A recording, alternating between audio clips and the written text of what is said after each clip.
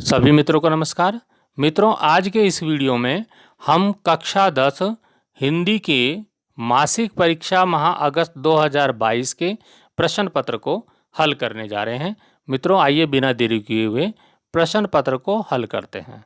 प्रश्न पत्र के आप देख लीजिए, नोट लिखा यहाँ पर है कि प्रश्न संख्या 1 व 2 1-1 अंक के हैं, प्रश्न संख्या 3 और 4 2-2 अंक के हैं और प्रश्न संख्या 5 4 अंक का प्रश्न है। तो अब आइए पहला प्रश्न हम देखते हैं, क्रिया के कितने प्रकार होते हैं। तो मित्रों, क्रिया के प्रकार यहाँ पर ऑप्शन दिए हैं 2, 3, 4, 5 को क्या होते हैं। तो हम यहाँ पर मान लेते हैं 2 प्रकार होते हैं क्रिया के, एक सकर्मक क्रिया और एक अकर्मक क्रिया। फिर उसके पार्ट्स भी होते हैं। तो फिलहाल हम सकर्मक क्रिया अकर्मक क्रिया मान के 2 यहाँ पर पहले वाले को सही कर देते हैं। अब हमारे पास प्रश्न आता है, ममता पुस्तक पढ़ती है। ममता पुस्तक पढ़ती है। अब इस वाक्य में क्रियापद छांटकर उसका भेद भी लिखना है। क्रियापद छांटना है, फिर उसका भेद लिखना है। आइए चलते हैं उत्तर पर। तो उत्तर हम यहाँ पर देखते हैं, हमने उत्तर आपके लिए तैयार किए हैं। क्रिया के प्रकार 2, सकर्मक और अकर्मक पहले प्रश्न का उत्तर था। दूसरा है क्रियापद। क्रिया है उसमें ममता पुस्तक पढ़ती है, तो ये पढ़ती है जो है वो क्रिया है। अब ये पढ़ती है जो है वो कैसी क्रिया है, उसका भेद हमको लिखना है कि ये कौन सी क्रिया है। तो ममता पुस्तक पढ़ती है, क्योंकि इसमें कर्म भी है, तो ये सकर्मक क्रिया है। जिसमें जहाँ कर्म भी होता है वहाँ पर सकर्मक क्रिया होती है, और जहाँ कर्म नहीं होता वहाँ अकर्मक क्रिया होती है। इस चीज़ को आप ध्यान रखिएगा। मित्रों, दूसरा ये संयुक्त क्रिया है। संयुक्त क्रिया इसलिए क्योंकि 2 क्रियाओं से मिलकर बनी है, पढ़ती और है, तो इसलिए ये 2 के साथ आई है। अगर ये है अकेली होती तो फिर ये संयुक्त क्रिया नहीं होती। अब समापिका क्रिया मैंने इसको बोला है, समापिका इसलिए क्योंकि वाक्य को समाप्त कर रही है। अगला जो प्रश्न है मित्रों, अगला प्रश्न हमारे पास है, प्रश्न में देखते हैं हम। यहाँ पे प्रश्न है, बहुत ही महत्वपूर्ण प्रश्न, बोर्ड के लिए भी बहुत ही महत्वपूर्ण प्रश्न है, ये मासिक परीक्षा में दिया गया है, बहुत ही इम्पोर्टेंट प्रश्न है। फादर की उपस्थिति देवदार की छाया जैसी क्यों लगती थी। तो फादर की उपस्थिति देवदार की छाया जैसी क्यों लगती थी मित्रों। फादर की उपस्थिति, फादर बुल के देवदार वृक्ष के समान थे। देवदार का वृक्ष काफ़ी बड़ा होता है, बहुत ऊंचाई पर होता है, पहाड़ों में बहुत हाइट पे जहाँ बर्फ़ वगैरह होती है, बर्फ़ पड़ती है, वहीं पर देवदार के वृक्ष भी होते हैं। तो देवदार के वृक्ष के समान फादर बुल के कैसे थे। फादर बुल के जैसे देवदार का वृक्ष विशाल और छायादार होता है, इसी प्रकार से जो है फादर बुल्के का व्यक्तित्व भी देवदार की तरह ही था। जो भी उनकी शरण में आता वे उसे शांति और सुकून से भर देते थे। जैसे कि देवदार की छाया में बैठ के सुकून मिलता है, उसी प्रकार से फादर बुल्के की शरण में जाके भी शांति और सुकून मिलता था। वे अपनी मधुरता, आत्मीयता और आशीर्वाद से सबको प्रसन्न करते हुए सभी पर अपना प्यार लुटाते थे, सबसे प्यार करते थे। वह मानवीय गुणों से भरे हुए थे। उनके हृदय में सबके लिए कल्याण की भावना भरी हुई थी। उपर्युक्त कारणों से, इन्हीं सब कारणों से फादर की उपस्थिति देवदार की छाया जैसी लगती थी। तो अगला प्रश्न है, ये तो बहुत महत्वपूर्ण प्रश्न था, और अगला प्रश्न भी बहुत ही महत्वपूर्ण है। रानी एलिजाबेथ के दर्जी की परेशानी का क्या कारण था। ये जो प्रश्न है, ये प्रश्न कहाँ से लिया गया है मित्रों।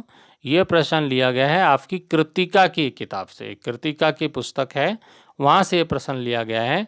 रानी एलिजाबेथ, ये दूसरा प्रश्न है, दूसरा पार्ट है जॉर्ज पंचम की नाक, वहाँ से ये दूसरा ही प्रश्न लगभग होगा कि रानी एलिजाबेथ के दर्जी की परेशानी का क्या कारण था और उसकी परेशानी को आप तरह से तर्क संगत ठहराएंगे। तो मित्रों, रानी एलिजाबेथ को घूमने आना था भारत, पाकिस्तान और नेपाल। अब उसकी दर्जी की परेशानी ये थी कि उसके लिए कौन से कपड़े तय करे, कहाँ कौन से देश में कौन से कपड़े पहनेगी, क्योंकि वो तो बड़ी नेता थी और अपने देश का प्रतिनिधित्व कर रही थी। तो उसी को यहाँ पर बताया गया। रानी एलिजाबेथ के दर्जी की परेशानी का कारण रानी की वेशभूषा थी। वह उसकी नई पोशाकों को बनाने के लिए परेशान था।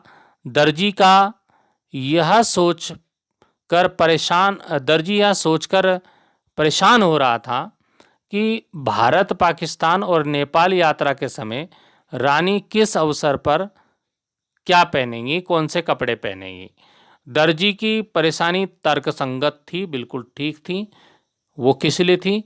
यह इसलिए क्योंकि रानी इस यात्रा पर अपने देश का प्रतिनिधित्व कर रही थी, अर्थात उनके कपड़ों का उनकी मर्यादा के अनुकूल होना जरूरी था। ये नहीं कि जो मर्जी मिला वो पहन लिया। रानी की वेशभूषा तैयार करने में यदि उससे कोई चूक हो जाती या भूल हो जाती तो उसे रानी के क्रोध का सामना करना पड़ सकता था। इसलिए वो परेशान था कि रानी के लिए कौन से कपड़े कब के लिए तय किए जाएं। तो ये प्रश्न बहुत ही महत्वपूर्ण है परीक्षा की दृष्टि से, बोर्ड परीक्षा की दृष्टि से बहुत ही महत्वपूर्ण प्रश्न है, इसलिए इसको तैयार अवश्य कीजिएगा। अब आते हैं हम प्रश्न संख्या 5 पे। प्रश्न संख्या 5 में एक काव्यांश दिया गया है, एक कविता का अंश दिया गया है, उसको पढ़ना है और उसके नीचे दिए गए प्रश्नों के उत्तर देने हैं।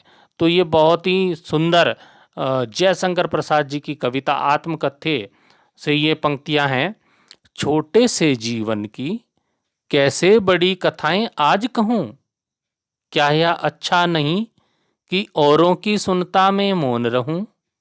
सुनकर क्या तुम भला करोगे मेरी भोली आत्मकथा, अभी समय भी नहीं है थकी सोई है मेरी मौन व्यथा। जयशंकर प्रसाद जी की बहुत ही सुंदर पंक्तियां हैं। अब इन पंक्तियों को हमने पढ़ा। इसके पढ़ने के बाद जो पहला प्रश्न है प्रस्तुत काव्यांश के कवि और कविता का नाम लिखिए। जो ये कविता पढ़ी हमने, इसके कवि जो हैं जयशंकर प्रसाद जी हैं, जो मैंने बताया, और कविता है आत्मकथ्य। ये कविता है। हम उत्तर पे चलते हैं इसके। इस कविता का नाम और कवि का नाम यहाँ पर आपको मिल जाएगा, यहाँ से आप देख पाएंगे। काव्यांश के कवि का जो नाम है वो जयशंकर प्रसाद है, जैसा कि आप देख रहे होंगे, जयशंकर प्रसाद है। और कविता का जो नाम है वो आत्मकथ्य है। तो ये चीज़ क्लियर हो गई। अगला प्रश्न हम देखते हैं। कवि ने अपने जीवन को कैसा माना। अब कैसा माना? पहली पंक्ति में कवि ने कहा है छोटे से जीवन की कैसे बड़ी कथाएं आज कहूं। तो कैसा माना? कवि ने अपने जीवन को छोटा सा जीवन माना। तो ये आप लिख लेंगे यहीं से, कोई दिक्कत नहीं है। कैसे लिखना है कि कवि ने अपने जीवन को छोटा माना। ये यहाँ से उत्तर हो जाएगा कि कवि ने अपने जीवन को छोटा माना, जिसमें बड़ी बड़ी व्यथा की कथाएं निहित हैं। तो व्यथा बोलते हैं पीड़ा, दर्द को। पीड़ाएं बहुत झेली उन्होंने अपने जीवन में, वो उसी को कहा है कि मेरा जीवन तो छोटा है लेकिन उसमें बड़ी बड़ी व्यथा की कथाएं हैं, दर्द भरी कथाएं हैं। तो अगला प्रश्न हम देखेंगे। प्रश्न है मित्रों हमारे पास, कवि यह क्यों लिखा है? कवि ने यह क्यों लिखा है कि अभी समय नहीं है। अभी समय नहीं है, ये लाइन लिखी। अब ये कहाँ लिखी है देखो, अभी समय नहीं है, अभी समय नहीं है थकी सोई है मेरी मौन व्यथा। मतलब ये क्यों लिखा, अभी समय भी नहीं है।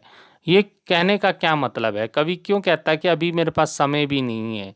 समय किस चीज़ का नहीं है, तो ये हमको बताना है। तो ये हम यहाँ पर देखते हैं मित्रों कि कवि के अनुसार अभी कवि के अनुसार अभी कवि की जो मौन पीड़ा है, जो दर्द है, वो चुपचाप पड़ा हुआ है। अगर उसको छेड़ दिया तो वो बाहर निकल के आ जाएगा। तो कवि क्या कहते हैं कि कवि कहते हैं कि मेरी जो पीड़ा है, मेरे दर्द है, वो मौन है, मौन पीड़ा कवि के हृदय में सोई पड़ी है। अभी जो मेरे दर्द है मेरे दिल के अंदर सोए हुए हैं, और अगर मैं उनको याद करूँगा, अपनी आत्मकथा लिखूँगा, तो क्या हो जाएगी, वो जाग जाएगी, दर्द जाग जाएंगे। और दर्द जाग जाएंगे तो दर्द मेरे को ही होगा ना। दर्द तो उसी को होगा जिसके हृदय में दर्द है। वो अभी सोया है, जागेगा तो दर्द उसी को करेगा। तो कवि कहता है कि अभी कवि के जो पीड़ा है वो कवि के हृदय में सोई पड़ी है, फिर उसे जगाकर वह अपने हृदय की पीड़ा को अभी जगाना नहीं चाहता है। इसलिए कवि ने कहा है, अभी समय भी नहीं है, थकी सोई है मेरी मौन व्यथा।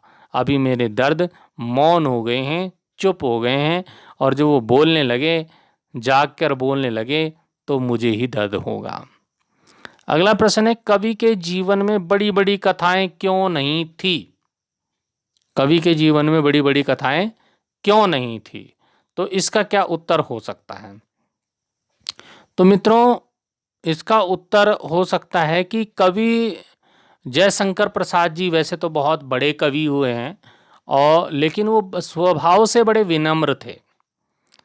जयशंकर प्रसाद जी का स्वभाव बड़ा ही विनम्र था, और उनका हिंदी साहित्य के प्रति बहुत बहुत बहुत बड़ा योगदान है। छायावाद के प्रवर्तक कवि के रूप में वो जाने जाते हैं। तो उनका हिंदी साहित्य में के प्रति बहुत बड़ा योगदान है। परंतु एक बात जो है वो है उनकी विनम्रता। अपनी विनम्रता के कारण वे यहाँ पर ये बात कहते हैं, अपनी विनम्रता के कारण वे मानते हैं कि उनके जीवन में कोई भी बड़ी कथाएं नहीं हैं। तो कहा ना कि कवि ने क्यों कहा कि मेरे जीवन में बड़ी कथाएं नहीं हैं, ये अपनी विनम्रता के कारण कहा कि मेरे जीवन में कोई बड़ी कथाएं नहीं है। जबकि वो बहुत बड़े कवि थे, लेकिन उन्होंने कभी अपने को बड़ा नहीं माना, क्योंकि उनका स्वभाव बड़ा ही विनम्र था। इसीलिए उन्होंने कहा है कि छोटे से जीवन की कैसी बड़ी कथाएं आज कहूँ, कि मेरे छोटे से जीवन की मैं बड़ी कथाएं नहीं बता सकता। तो मित्रों, ये था हमारा हिंदी का कक्षा 10 का मासिक परीक्षा अगस्त महीने का पेपर जो हमने हल किया। तो आप सभी इसको हल करने की कोशिश कीजिएगा। कोई भी शंका हो या समस्या हो तो समाधान के लिए कांटेक्ट कीजिएगा, कमेंट कीजिएगा। हम आपके प्रश्न का हमेशा उत्तर देने के लिए तैयार हैं। फिर मिलेंगे अगले वीडियो में। धन्यवाद।